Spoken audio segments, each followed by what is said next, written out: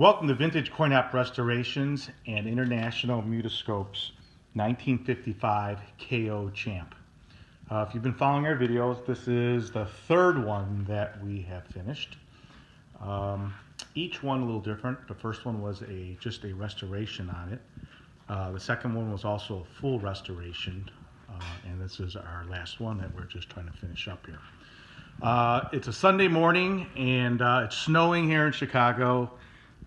Looked outside, said there's nothing to do, so here I am in the shop working. As you can see, the warehouse is pretty much packed. Not much room to do a whole lot, but if you've been following the videos again, or me on Instagram, Facebook, you'll see that we just got a 40-foot container, so we'll have some space for some new projects. But let's talk about this one here. In 1928, a company by the National Novelties, they made a boxing game very similar to this. In fact, the men almost looked the same. It was a little more primitive, but also had like a gun that you grabbed and you boxed two men, and I think it was probably a penny or a nickel. Then in 1948, International Mutoscope came out with a game called Silver Gloves. If you look back in our videos, we did a Silver Gloves. We did two of them, in fact, and a lot of fun. Again, they're using the same mannequins, fighting against each other. And then in 1955, Mutoscope made this one, KO Champ. Basically, as if you're a kid in the 70s, like I was, I grew up with not so much playing these games, but I grew up with Rock'em Sock'em Robots, which was a plastic version of this. And so it was very popular. And what else can I tell you except this is the ultimate. Out of the two other boxing games, this one added a third person, the referee.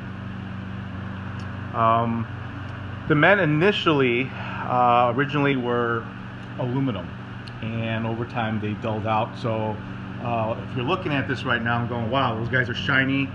They're not just shiny, they have been replated. In fact, all the parts on this machine have been replated.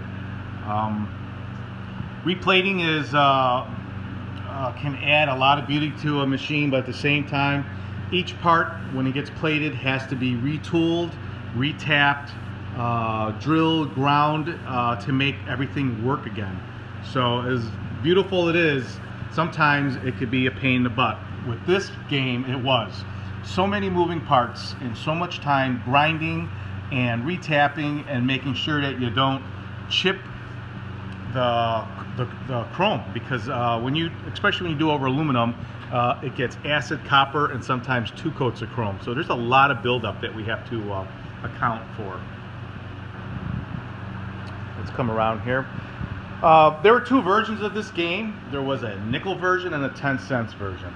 The first version Mutoscope made was a game identical to it, but for a nickel, you got to play to the first knockout. And when the knockout happened, your game was over. So it pretty much made it for a real short game.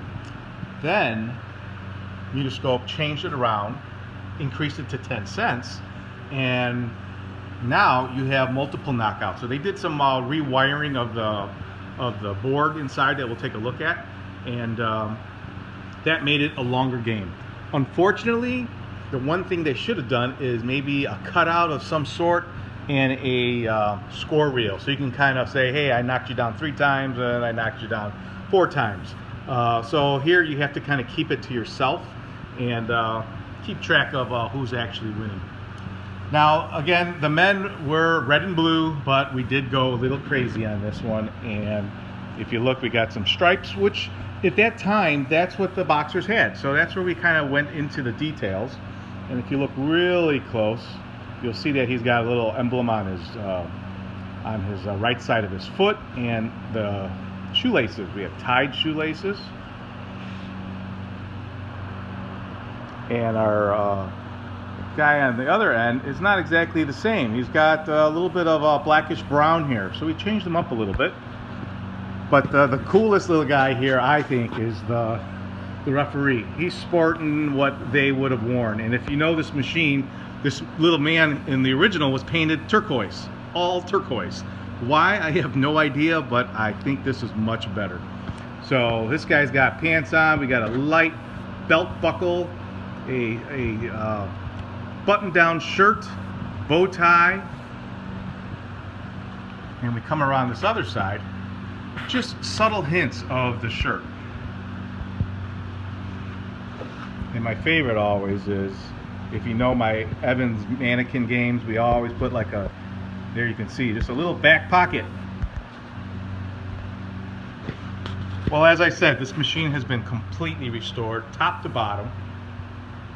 And not only is it restored on the outside, it is also on the inside. So let's take a quick look on the inside, what makes this machine work.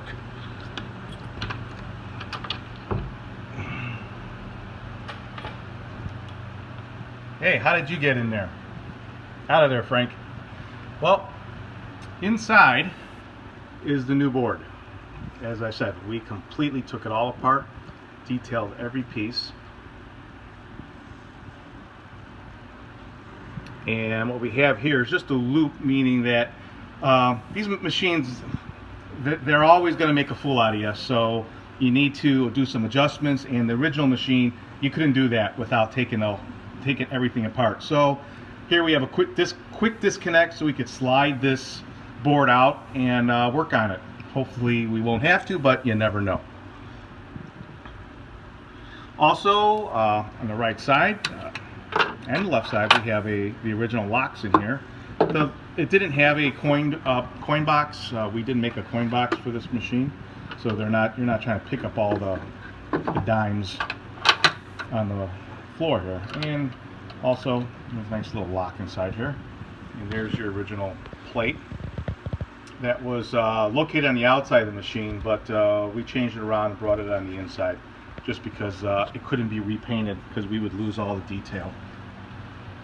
So here we have it. Basically what you're doing is you are boxing each other. The men move from left to right. On your left mannequin, it also moves the referee, so it looks like he's kind of following the boxer. On the other boxer, he also moves left to right, as they do both, but also the left and right mannequins move front and back. So that gives them the reach. And of course, the best reach is while you are in the center, in between the other guy's arms, and you want to hit the guy right in the chin. And it has to be a direct hit, a nice solid hit. And a lot of people play the game going, oh my God, I hit you, and it didn't work. Well, the difficulty is this game is not only lining up the punch and doing a direct contact, but this light on the left here also has to be lit. You have to be in time with the light, with the direct punch to knock the man down. I am by myself here, so I can not exactly box anybody, but I will show you what happens.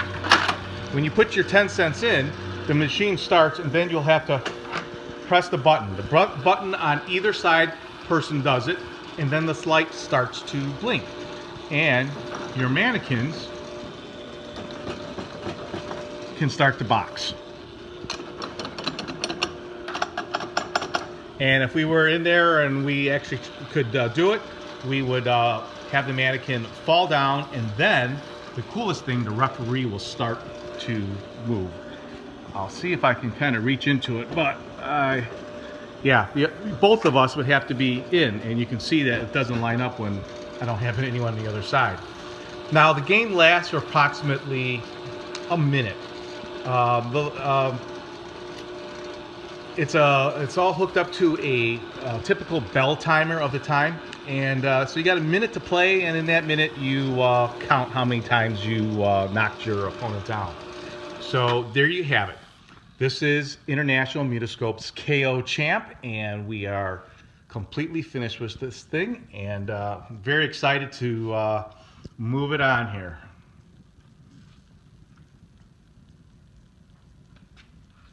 if you have one of these machines for sale or you need one restored, please give us a call. We're located in Chicago, Illinois. Our phone number is area code 630-624-7466.